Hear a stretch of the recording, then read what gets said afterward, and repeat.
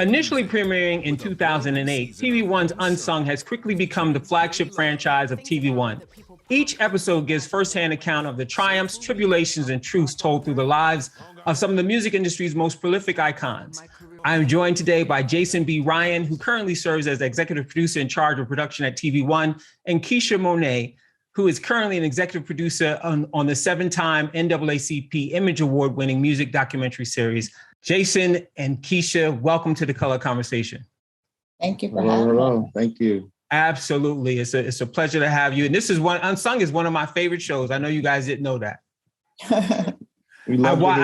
I watch it sometimes. I was just watching Jesse D just died from the Force MDs. So I was rewatching that episode. I'm a big Force MD fan. Such good music.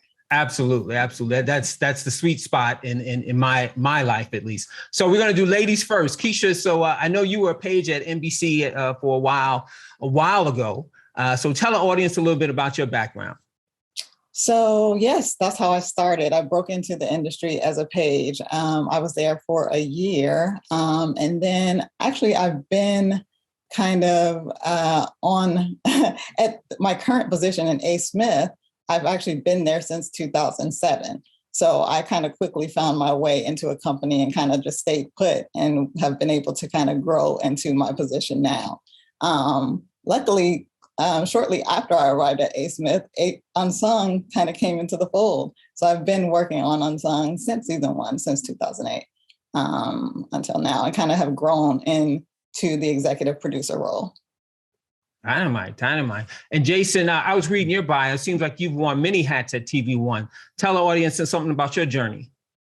Yeah, so I started at TV One as an intern in 2004, and then went back to school, graduated, stayed in touch with some folks, came back in 2005 working as a temp. I was just doing any and every odd jobs that they gave me. Then that led to a job in operations. Then that job in operations, I held that for a few years, and that led to a job in the legal department. And then from the legal department, I transitioned into programming and production where I am now. And in that time, I also worked freelance at other places. I worked in production, on smaller productions, independent stuff, and other things. I worked at a news network off and on as a freelancer, and all of those different areas kind of helped shape me into where I am now. And because the position I'm in now is the position that might have been longer than I thought it was going to be, but it actually helped me. And the funny thing about where Kysha mentioned that she started at A. Smith in 2007, right before Unsung launched, and seeing her grow, I witnessed her grow too, because when we first started working together, I was in the operations department and it was on the technical side. Then as I moved over to the legal department, it was on the standard side. And that's how the basis of our communication was. Now, we're both on the production side, and it just like all that background just helps with that process. And that's kind of how I look at, everything that I do. It's how the journey helped frame my current situation. Cool. I know you are a Hampton grad, a proud Hampton grad. You said, how did Hampton or going to an HBCU help you along your journey, or did it? Well, it most definitely did in several ways. I mean, the first obvious way is when I was at Hampton, I studied broadcast journalism because I knew I wanted to be a producer. I wanted to work in the television and film industry. And in that, as part of the Scripps Howard School of Journalism and Communication, and it had newly launched. Like they had just made the transition from journalism just being part of another college into having its own school. This is at Hampton? This is at Hampton? So at Hampton, the Scripps Howard School of Journalism and Communications was launched while I was there. Got it. Okay. Before that, the journalism major was like part of another like, I'm not sure if it was like English or if it liberal was arts. part of English or something like, yeah, liberal Right. arts, something like that. Mm-hmm. So in that, I was the first graduating class from that school of journalism, but in that, we learned so much as the school was growing, the journalism school was growing. We did a lot of work. Like, we produced our own shows. We went out and shot all of our own footage. And I know that's common for a broadcast school, but I loved that experience. And I felt like there was an advantage to being there early on, when the school just launched, because fast forward to when I started working at TV1 had just launched right before I started my internship. Like, I did my internship in May and they had launched in January of that year. So being at the startup of this school of journalism and while I'm learning the broadcast and production process, prepared me to be at a startup television network right after I graduated. And then, of course, the other ways that the HBCU life benefited me, it's like my closest friends outside of my high school friends and a few childhood friends, my closest friends, most of them were friends from freshman year of college. Nice. And about half of us lived in the same dorm. Nice. And these are people that I talk to every day. As far as the bigger group, like at least one of us is in touch every day about something. And that just had, that family oriented vibe of a group of friends just really is something that stuck with me. And, a lot of my friends are doing really great things in the same space that I'm in. And that wasn't always the plan, but, I have friends who are producers, friends who are writers, friends who are in television, friends who are in film. And it's just like the alignment of that group of people. We didn't plan that, but that's just how we all ended up in the same areas, especially in the creative space. So it's a lasting, lifelong impression. Oh, cool. Kysha, were you always a TV person, or were you just open to film and or TV? How did that work for you? You know what's funny? I was not. So I went to college to be an accountant.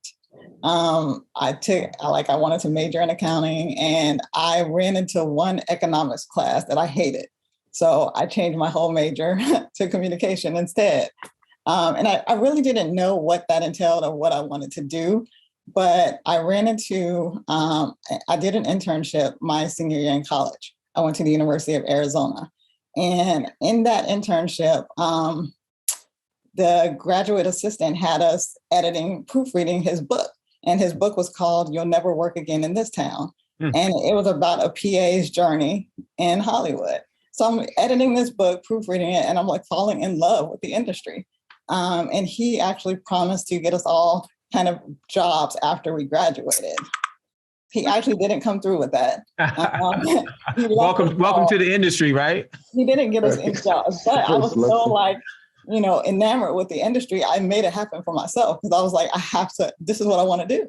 Nice. So, that's how I kind of ended up at the Page program after doing research and figuring out like what I could do. That was one of the programs where you could be a college graduate and still kind of doing like a paid internship. Mm-hmm. So that's how I ended up there. Cool. Okay, so let's talk about Unsung a little bit. So how did Unsung, the show, the flagship show of TV1, how did that come about? So you want to take that, Jason, or I can take it. Yeah, you can take it. You can take it. So it was actually kind of the brainchild of one of the TV1 executives named Jeff Meyer. He had the vision and he had the idea, and he kind of pitched it to Frank at A. Smith, who is our executive producer, because they had a previous relationship. We were already producing another documentary series, long running, so he thought we would be a good fit. And it kind of just happened from there. Okay, and 12 seasons. Wow, that is impressive. 12 seasons. So how many episodes is that in 12 seasons? We have produced 174 episodes of the traditional Unsung, not including season 12. Wow, 174. And you've been a part of 174 episodes of Unsung. I have. Wow, that's great. And so what are some of your favorite episodes? And if you can remember 12 seasons, what are some of your favorites? I do. And they like, I have different favorite ones for different reasons. My all-time favorite is probably Minnie Riperton. Okay. That show was, the story hadn't been told before. Her family participated so much. They gave us so much like personal footage of hers. And I remember that was in season 2. And I remember vividly the first time we all saw the episode after it was cut. We were sitting in the edit bay and watching, and everybody after the show was crying. The executive producers were crying, like everyone was crying because you really felt like you got inside her life. And to this day, that still kind of sticks with me because that's, the effect that we kind of want to have with every show that we produce. We want to like make you feel like these people and you're invested when you watch the show. Jason, how about you? What was your favorite episode? It's impossible to pick one, but I will say the one that has stuck the longest is from the first season, and it's Donny Hathaway. And it was just, I'm a huge fan of his. And at the time, I did not know the depths of his story. And just in seeing it play out, it was sad, but it was also uplifting, and it was just beautifully done. And it was just such a deep and rich story. And like I said, I was a fan of his, and I didn't know how deep his story went at the time. And it still stood that episode, though it was in season 1, it still stood the test of time. Like, we've had some amazing episodes, but that one always comes to it stays on the top of my list. So what is the unsung formula for success? And is it always the same? Do you guys kind of have that same modus operandi for 170 of them, or does it come together in different ways? Depending on the artist, depending on the talent, et cetera. Every show is a little bit different, but I think the underlying the through line is the storytelling. We always have the same storytelling. We may present it in a different way, but we always want to do, first person accounts whenever possible, and just tell the story from the inside out. So I think that is consistent throughout all of the episodes, even though we may try different things visually, or, just have different ideas on how to present the information, but you're always going to get a great story.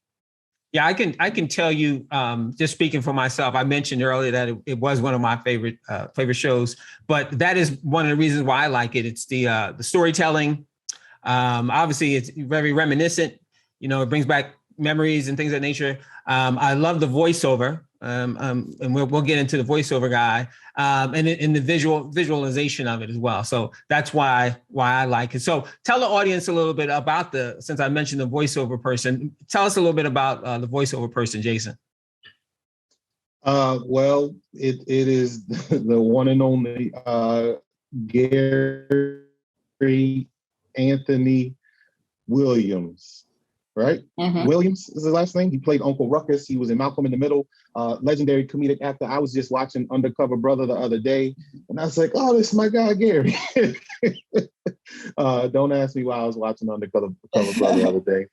But yeah, like, legendary actor, great voice talent. Kysha works directly with him, so I'll toss it over to her to talk more about him. Gary he's a true professional, and his voice is smooth as silk. Like, he has Unsung down to a T. Great to work with. Yeah. And, I think he has as much passion for the series as we do. He gets really, really excited to, kind of lend his voice to it. So he's definitely as big a part of the family as, anyone else who works on the show. Mm-hmm. So I know I kind of think I know the answer to this, but you can tell the audience. So how long does it take to put these magnificent episodes together? Or is it different for each one? We really craft each one individually. It takes about 6 months on average to do one. And we're always doing multiple episodes kind of at the same time. Right. But yeah, about 6 months from beginning to end, from booking to delivery. 6 months. So, and you'll have what, 2 or 3, 4 or 5 going on at the same time? No, like 10 or 15 at the Holy same time. Yeah. And is that all A. Smith? Mm-hmm. Okay, great. And so I guess and how do you pick the doc? You using documentarians or just filmmakers, or what's that process? Oh, how do we pick the interviews? No. I know you guys are behind the scenes, but there is a director on each one of these things. Yes? No? Oh, so we have a producer to kind of carry the episodes through, like through the field and like the story part. So we kind of work because we do so many episodes in a year. We kind of work in like an assembly line structure where there'll be a story producer up front, then a field producer, and then someone who kind of takes the shows through edit. So all of those are different people. And is it I'm assuming, is it like, say, and I'm guessing, you guys tell me if I'm wrong or not. And Jason, this is for you. So is it like, if you're doing a hip hop one, do you look for somebody who's good with hip hop, who's familiar with that, or does it not matter? Well, I think that is factored in sometimes. From my perspective, I kind of trust Kysha and her team to put the right people on the right shows. But I think that is a thought that goes into it sometimes. Like, some people may be stronger in one area than others. Is that right, Kysha? It's definitely a consideration, but we will more match people based on the talent. So, if we're doing, like you said, a hip hop person who, we think may respond better to a certain producer than another, then we would pair. It kind of depends on personality and experience. So. Okay, personality and experience is key. So I know you guys got some interest in Unsung's coming up. When does the season premiere?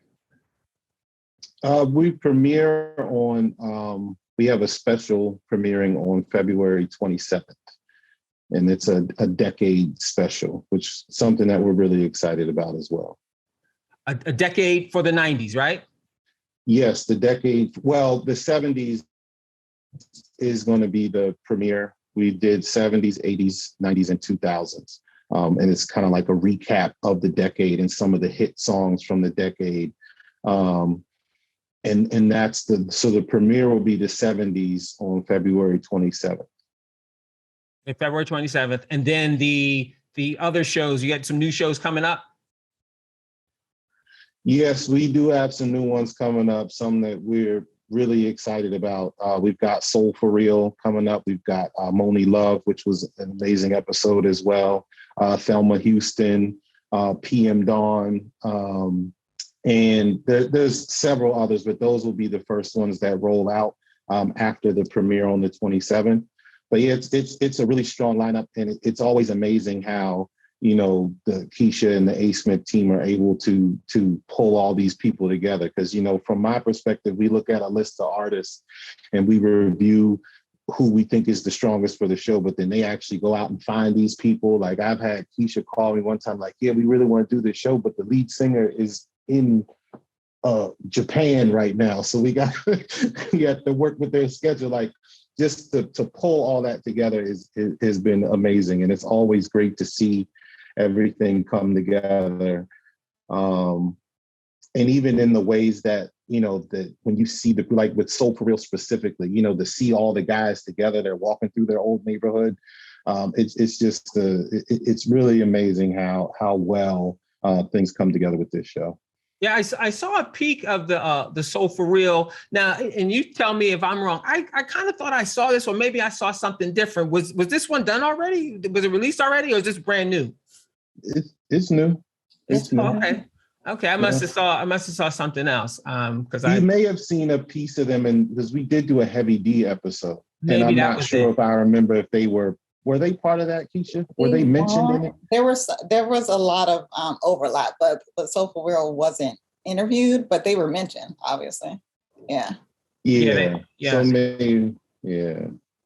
Yeah, because I was watching it and I said, "Oh wow!" I kind of know the story and know the stuff. So I don't know. Like I said, I watch a lot of that stuff. I'm a bit of a junkie when it comes to visuals and TV and things of that nature. So why do you think the programming is so important? This unsung programming. Why do you think it's so important for TV1 and for the public?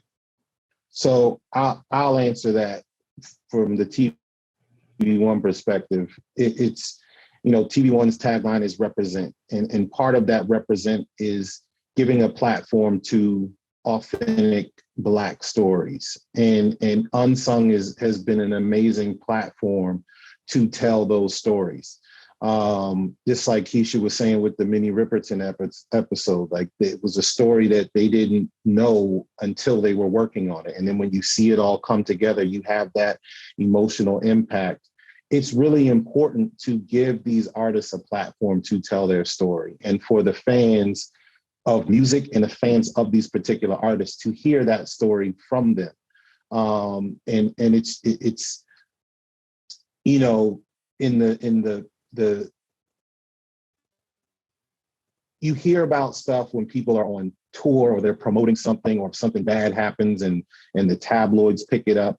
But just to have just such a pure and unfiltered, direct from the artist platform to tell their story and you live their story through the music, it's really important both to enhance your fanhood, but also to educate people on some of their favorite artists, but also just to really highlight the work and the achievement and the talent behind all of these amazing artists. Yeah, I agree. I think that, I was watching the So For Real one. And I said, this type of content keeps them alive. It keeps them relevant, and it helps them hopefully get them some shows too, right? So this platform is great for, artists who are not recording as much as they used to, and it keeps them alive. That's another thing it does. It keeps them relevant. It keeps them alive. And because they have fans from all over the world, and I think it's great. I mean, I really do. Now, what kind of feedback do they usually give you? The talent? It's been really great over the years. I mean, we've actually gotten calls, from past artists that have said that, Unsung has revitalized their careers. Absolutely. For sure. Help them get shows, just help their new music. So we're really, really proud of that. And, want to continue to strive for that, and continue to give the artists that platform. Also, I'm really just proud of the series in general, because, it's really preserving the legacy of the music. And that's kind of what I'm most proudest of, to work on this show. Yeah. And what are some of the takeaways you want the audience to have? I think you might have mentioned it earlier, but just repeat that if you did or didn't. What are some of the takeaways you want the audience to come away from after having watched one of your episodes? Each episode is really about the journey, the entire journey, and everyone's journey is different.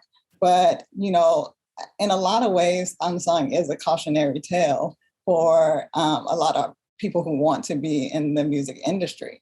Really, take a look and, see what all of these artists have gone through and learn the business side. Like, that's the biggest key for me. Learn the business side of, the music business. Because I think that would save, a lot of people a lot of grief if they were to do that before jumping in. Absolutely. How about you, Jason? What are some of the takeaways you want the audience to have? Well, first, of course, we want them to enjoy it. We have the songs and they're presented in a very entertaining way. So you want the enjoyment from the music and living that experience. whether it's nostalgia or whether you're watching your favorite artist.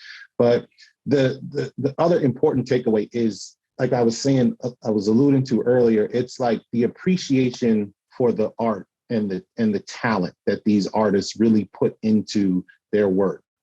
And when you're able to see the journey and see the struggles and see the highlights and see the shifts in their journey, it really helps highlight how important their art and their talent are and how great it is to see that executed. You know, like despite like even some of the darker episodes that have a lot of tragedy in them, you see these artists were able to create such beautiful art during down times in their life, or they're struggling, but they just create these beautiful songs that we always will remember.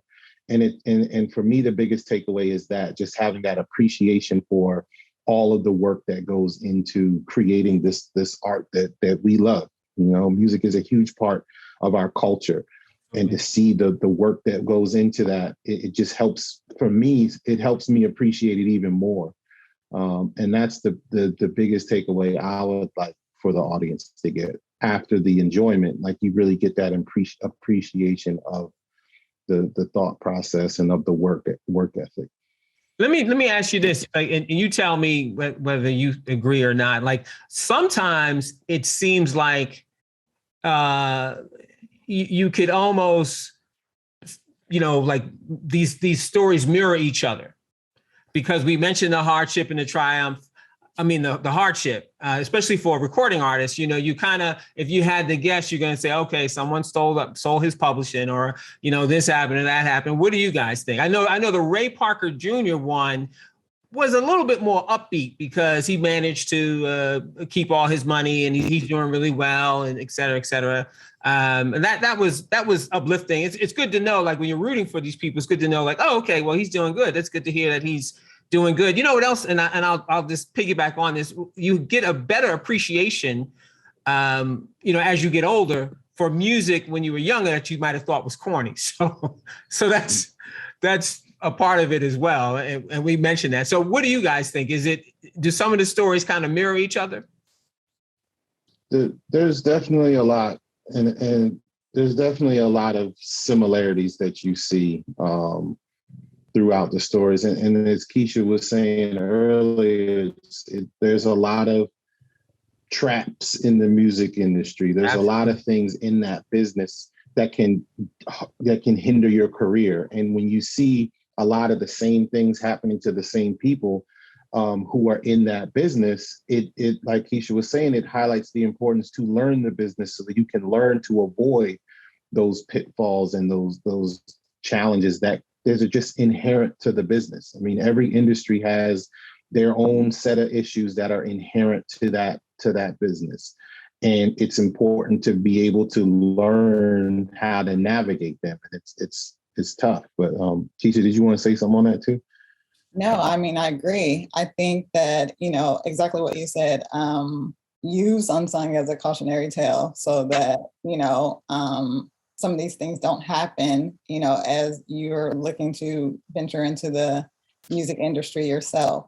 You know, I do think also that sometimes Unsung gets a little bit of a bad rap in that, you know, some people will look at it only as a show about tragedy. And, you know, that's not the case at all. We approach every story as an individual story, and we tell the journey of the artist. And sometimes it leads to dark places, but, you know, every artist is able to come out of that place. And I really would like the audience to kind of just focus on the journey and as a whole, and not, you know, kind of pinpoint the tragedy, because even though that's part of the story, that's not the point of the show. You know, we want to tell a full story. Most definitely. And I just want to add to that, because that is something that I run into too, where there's like some people feel like there's a negative twist to it, but it's not. Like, it's about the storytelling, it's about the journey, and it's about celebrating these artists and celebrating their work and giving them a platform to be celebrated. And the unsung aspect is really the story. This is a story. Like they do not, unless you're producing an independent documentary yourself, there's not really a platform to tell your story like Unsung. And that's really what it's about. Yeah. I mean, again, I'm a big fan of it. It really humanizes the artist as well, right? It lets the fans know that, hey, you know, I'm going through it. He went through it too. And, you know, he made it. I can make it too. So there is that element of it.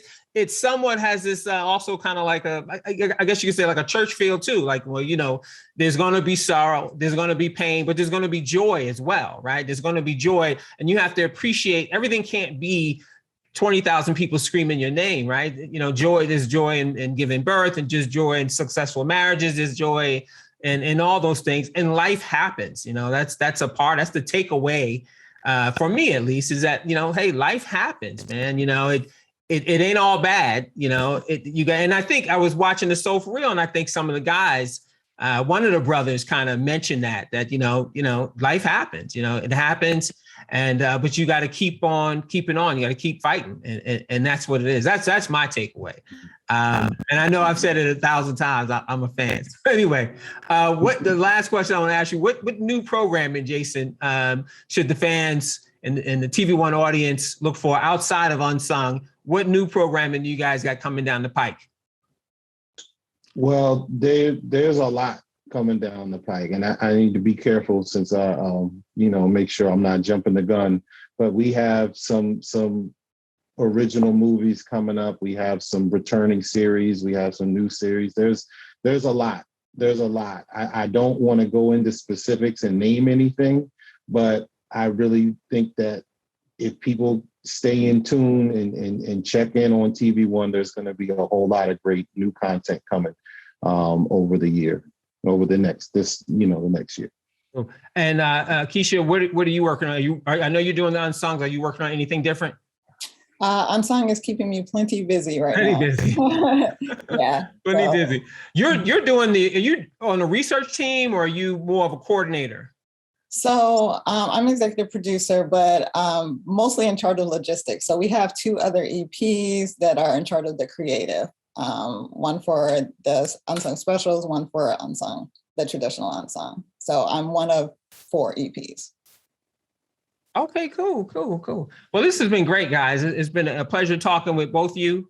Good luck on the new season of Unsung, and on the Decades of the 90s coming out in February. You said February, right? February, what was that date? 27th. February 27th, the 70s, 80s, and 90s, but the 70s starts off on the 27th. Okay, cool. So they can look forward to that. All right, guys. You guys take care. Thank you so much for joining me on the Color Conversation. Good talking with you. All right. Thank you. Thanks. All right, bye-bye.